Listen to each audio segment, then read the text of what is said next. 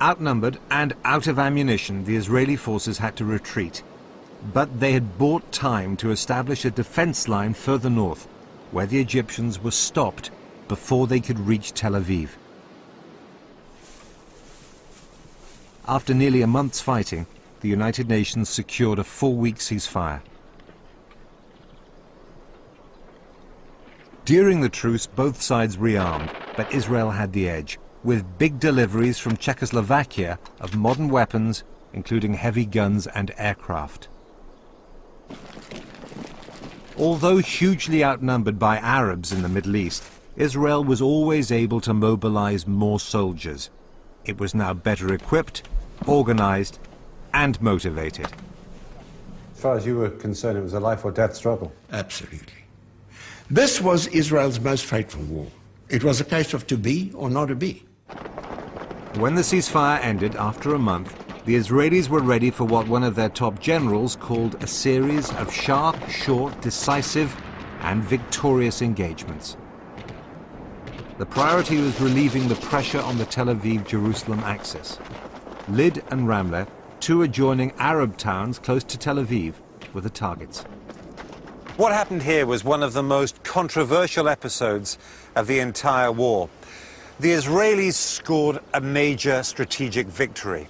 They secured Tel Aviv and the center of their new country. In the process, tens of thousands of Palestinian Arabs lost their homes, and hundreds of them lost their lives.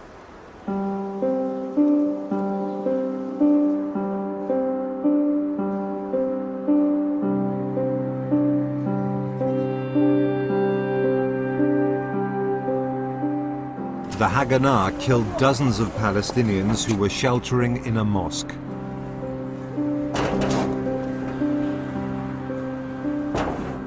Some of them just left their houses and found this place as a refugee, most of the families. And they thought that this is the way they are very safe in this place. The Haganah army, when they got inside the city, after fears of fighting between the Palestinians and the Haganah, they just came inside this mosque and they just killed all of the people inside here. Women, children, old people, all of them were shot. It was a big massacre.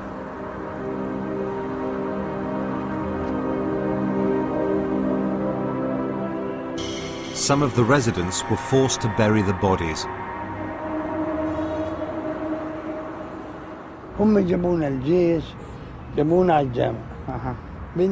The army took us to the mosque to take the dead to the cemetery. We entered one room. There were 60 or 70 bodies inside. Later they covered them with clothes and poured petrol and set them on fire. There was a woman dressed in peasant clothes. Next to her were two little girls. We carried them and put them over there. They were the only ones who had a proper burial.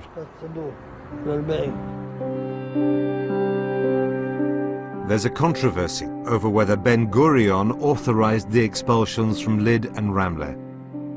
The Israeli commander who signed the order believed that he had.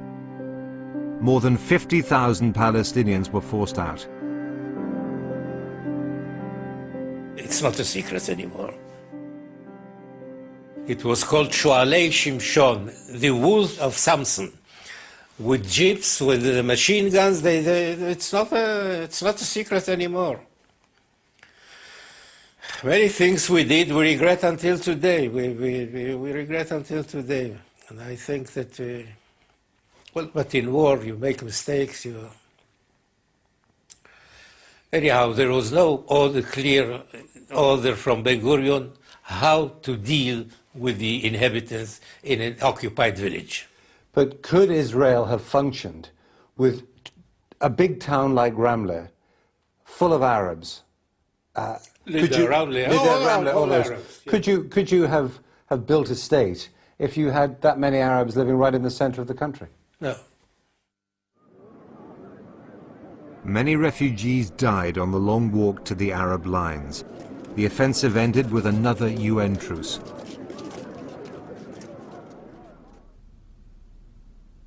In 10 days of fighting, the Israeli general, Yigal Allon, estimated that 20% of the effective Arab fighting force had been lost, and the War of Independence won, though not ended.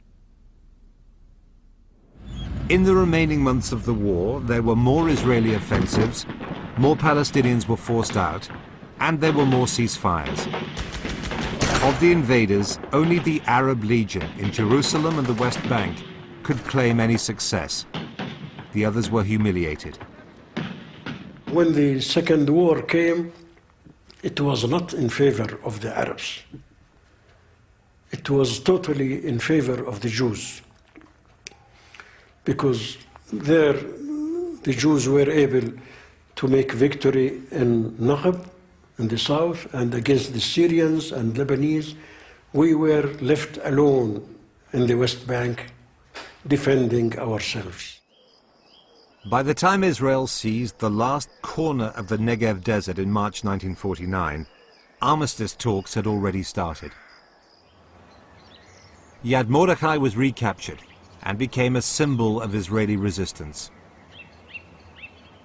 From November 1947 to January 1949, around 6,000 Israelis, 1% of the population, had been killed. What do you think would have happened if you hadn't won? Well, the Arabs really gave the answer to that question, Jeremy. When someone said to them, but what happened to the Jews once you overrun them?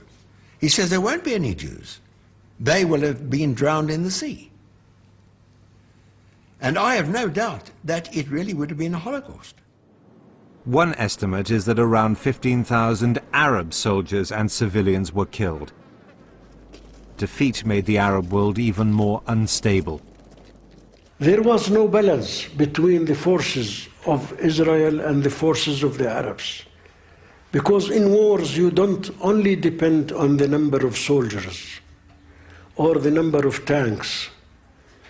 You have also to have political force, and you have to have a unity among those who are going to war. Unity did not exist among the Arab states.